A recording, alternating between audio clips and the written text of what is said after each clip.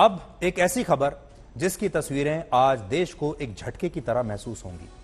इन तस्वीरों से पता चलता है कि हमारे देश में अवैध माइनिंग के काले कारोबार में कितने बड़े बड़े गुनाह किए जाते हैं। यह खबर दिल्ली के पास हरियाणा के नूह इलाके की है, जहां अवैध खनन करने वालों ने एक डीएसपी की आज खुलेआम हत्या कर दी। जमीन पर खाकी वर्दी को इस तरह देखना देश के किसी भी नागरिक के लिए बहुत अफसोस की बात है। यह तस्वीर जो है यह आज आपको सोने नहीं देगी। यह एक पुलिस अफसर की हत्या नहीं, एक भरोसे की हत्या है, खाकी वर्दी की शान की हत्या है, प्रशासन को चुनौती है, कानून व्यवस्था के इंतजाम को चुनौती देती है यह वारदात। और डीएसपी सुरेंद्र ने कभी सोचा भी नहीं था कि अवैध खनन रोकने पर, ईमानदारी दिखाने पर उनकी इस तरह अपराधियों द्वारा ही हत्या कर दी जाएगी। और शायद इसी विश्वास के साथ उन्होंने मौके से भाग रहे आरोपियों के डंपर के सामने आकर उस डंपर को रोकने की कोशिश की। उन्हें इस बात का भरोसा रहा होगा कि उनकी खाकी वर्दी को देखकर अपराधी रुक जाएंगे, इतनी हिम्मत नहीं दिखाएंगे कि वो उन्हें कुचल दें। लेकिन अपराधियों की हिम्मत शायद बहुत बढ़ चुकी थी और हत्यारों ने ना तो इस खाकी वर्दी का ख्याल किया और ना ही इंसानियत का ख्याल किया। बड़ा सवाल यह है कि जब बदमाशों, तस्करों और अपराधियों में वर्दी का खौफ खत्म हो जाएगा तो फिर कानून व्यवस्था का क्या होगा।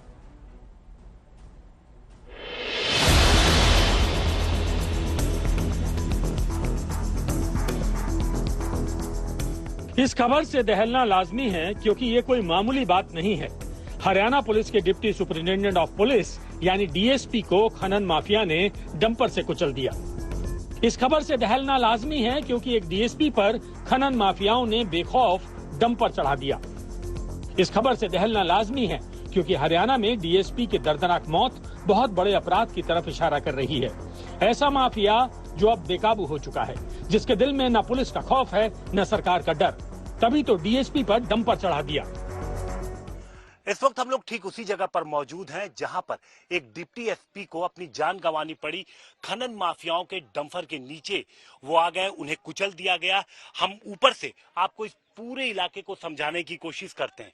वहां जहां आप नीचे तमाम भीड़ आप लोगों की देख रहे हैं और जहां पर वो आप सड़क पे, जो सड़क जैसी हम कह सकते हैं कि बनाया गया है, जहां पे पत्थर पड़े हैं, वहीं पर डिप्टी एसपी को ट्रक ने कुचला, वहीं पर उनकी जान गई। और उसके बाद उस डंपर ने जो तमाम पत्थर उसने भर रखे थे वो सारा का सारा यहाँ पर गिराते हुए वो डंपर चालक यहाँ से मौके से फरार हो जाता है।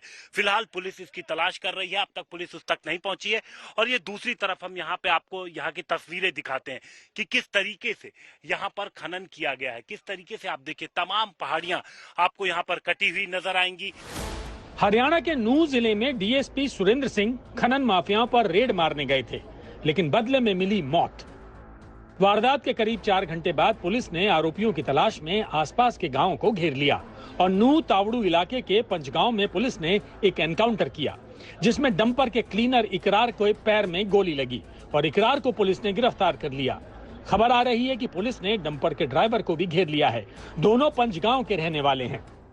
किस्म से नॉन परफॉर्मिंग गवर्नमेंट जो है, कानून व्यवस्था इतनी चरमरा गई है, हर आम आदमी अपने आप को असुरक्षित महसूस कर रहा है। कोई विधायकों का और उसका सवाल नहीं है। तो आज ना तो पुलिस सुरक्षित है इस प्रदेश में, ना विधायक सुरक्षित है, तो आम आदमी कैसे सुरक्षित रह सकता है।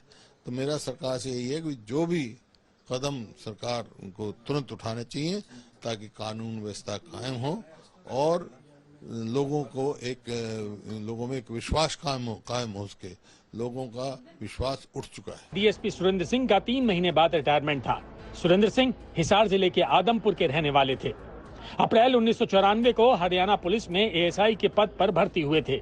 हरियाणा सरकार ने डीएसपी सुरेंद्र सिंह के परिवार को 1 करोड़ रुपए मुआवजा और परिवार से एक व्यक्ति को सरकारी नौकरी देने का ऐलान किया है। ये बहुत एक दुर्भाग्यपूर्ण घटना है कि हमारा एक वीर डीएसपी ऑफिसर और खान माफिया के लोगों ने उसके हाथ घटना की, ट्रक चढ़ा दिया, यानी उनकी मृत्यु हो गई है। बहुत ही एक इस घटना की निंदा करता हूँ। और हम लोगों ने विचार किया है कि ये जो खान माफिया के लोग हैं, इनको हर कीमत पर इनको निष्फल किया करेंगे, इनको इतने सारे सिस्टम को मजबूत करके उनको पकड़ेंगे।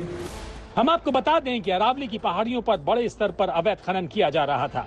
प्रशासन ने इस पर रोक लगाने के लिए 3 जून को ही उपमंडल स्तर पर एक स्पेशल टास्क फोर्स का गठन किया था, जिसमें कई विभाग के अधिकारी शामिल थे। डीएसपी सुरेंद्र सिंह बिश्नोई को भी कमान दी गई थी, लेकिन डीएसपी सुरेंद्र ने अवैध खनन को रोकने की कोशिश की तो उन्हें मिली मौत। चंडीगढ़ से सत्येंद्र चौहान के साथ हिमांशु मिश्रा, नूह आज तक। ये एक दिल तोड़ने वाली खबर है, क्योंकि कोई भी खाकी को इस तरह जमीन पर नहीं देखना चाहता, क्योंकि खाकी की वर्दी जब हम देखते हैं तो हमारे अंदर एक सुरक्षा की भावना आती है।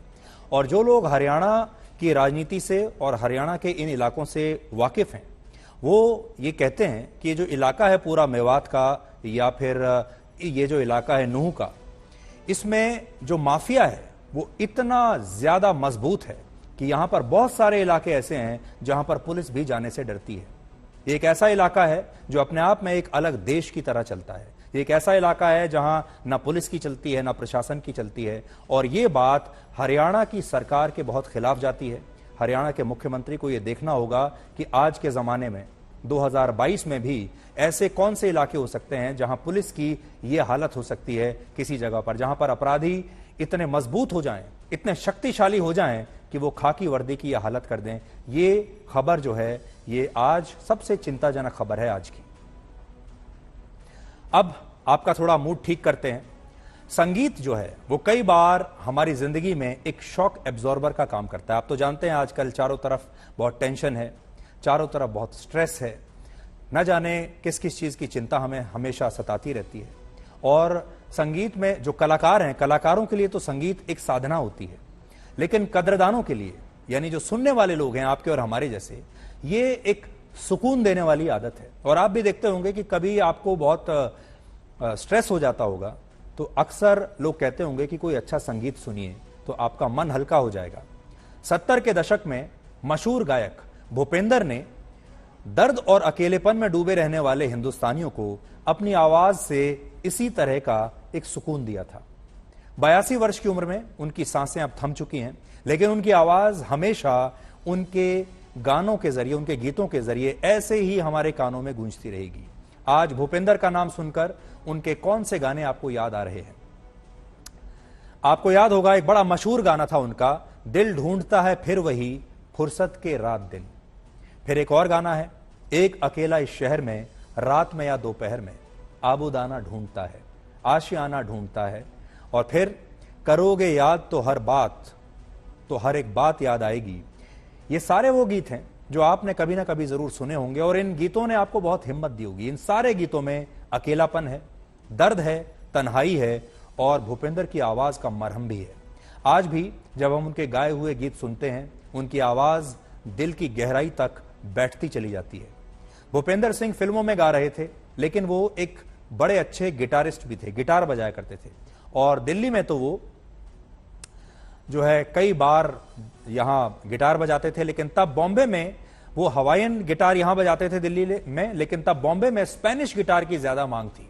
सो भूपेंद्र सिंह ने वो भी सीखा और आर.डी. बर्मन के ही एक गाने दम मारो दम में पहला सोलो गिटार उन्होंने ही बजाया था।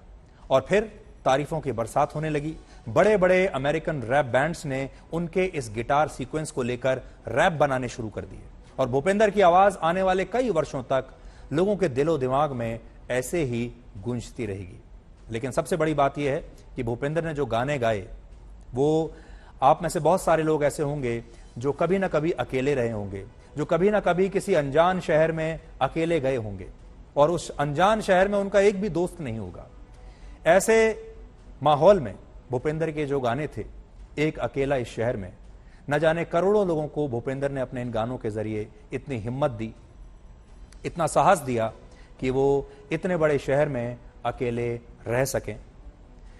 तो इसलिए भूपेंद्र हमेशा हमारे दिलों में खास रहेंगे और उनकी एक खास जगह हमेशा रहेगी।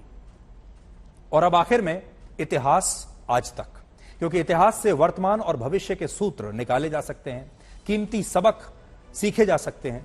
इतिहास हमेशा एक कसौटी की तरह, एक शिक्षक की तरह हमारे सामने रहता है और हम ज्ञान के खजाने से कुछ भी निकाल सकते हैं। ये तो आपके ऊपर है किसी भी देश के लिए उन क्रांतिकारियों के जन्मदिन बहुत महत्वपूर्ण होते हैं जिन्होंने देश की आजादी के लिए लड़ाई लड़ी और देश पर अपने प्राण न्यौछावर किए। वर्ष 1827 में आज ही के दिन भारत के पहले स्वतंत्रता संग्राम के लोकप्रिय क्रांतिकारी मंगल पांडे का जन्म हुआ था। Mangal Pandey British East India Company की 34वीं बंगाल नेटिव इन्फेंट्री में एक सिपाही थे। भारत के पहले स्वतंत्रता संग्राम के दौरान ब्रिटिश ईस्ट इंडिया कंपनी की सेना में मौजूद भारतीय सिपाहियों ने अपने ही कमांडिंग ऑफिसर के खिलाफ विद्रोह किया था और इस विद्रोह में मंगल पांडे प्रमुख थे। इसके बाद भारत के कई हिस्सों में अंग्रेजों के खिलाफ विद्रोह की आग फैलने लगी और इस विद्रोह की वजह से बाद में मंगल पांडे पर मुकदमा चला और फिर उन्हें फांसी दे दी गई। शहीद मंगल पांडे का नाम आज भी गर्व से लिया जाता है। वर्ष 1969 में आज ही के दिन भारत की तत्कालीन प्रधानमंत्री इंदिरा गांधी ने एक अध्यादेश जारी करके बैंकों का राष्ट्रीयकरण किया था। इससे पहले हमारे देश में सिर्फ स्टेट बैंक ऑफ इंडिया का ही राष्ट्रीयकरण हुआ था और भारत में 85% बैंक डिपॉजिट्स पर कमर्शियल बैंक्स का नियंत्रण था, प्राइवेट बैंक्स का नियंत्रण था। लेकिन इस फैसले से भारत के 14 बड़े कमर्शियल बैंक्स को नेशनलाइज कर दिया गया था। वर्ष 1983 में आज ही के दिन सीटी स्कैन के जरिए इंसान के सिर का पहली बार एक 3 डायमेंशनल तस्वीर प्रकाशित की गई थी। 3 डायमेंशनल इमेजिंग और सर्जिकल प्लानिंग के क्षेत्र में इसे एक बहुत बड़ा आविष्कार माना जाता है। सीटी स्कैन को एक्सरे कंप्यूटेड टोमोग्राफी भी कहते हैं। ट्यूमर्स और हेमरेज के बारे में पता लगाने के लिए अक्सर सिर का सीटी स्कैन किया जाता है। आप में से भी बहुत सारे लोगों ने अपना सीटी स्कैन कभी ना कभी करवाया होगा और जिन्होंने नहीं करवाया, हम ये कहेंगे कि भगवान ना करे आपको जरूरत पड़े। और ब्लैक एंड व्हाइट के आखिर में आपके लिए मंगल पांडे का एक शानदार कथन। आजादी के लिए हमारी लड़ाई एक चिंगारी है जो भविष्य में विकराल रूप ले लेगी।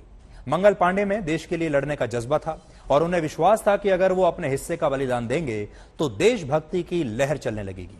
ये देश प्रेम का एक अमर सूत्र है। तो आज के लिए ब्लैक एंड व्हाइट में इतना ही। अब आपसे हमारी अगली मुलाकात कल रात 9 बजे होगी। तब तक आप खुश रहिए, सुरक्षित रहिए, स्वस्थ रहिए। नमस्कार।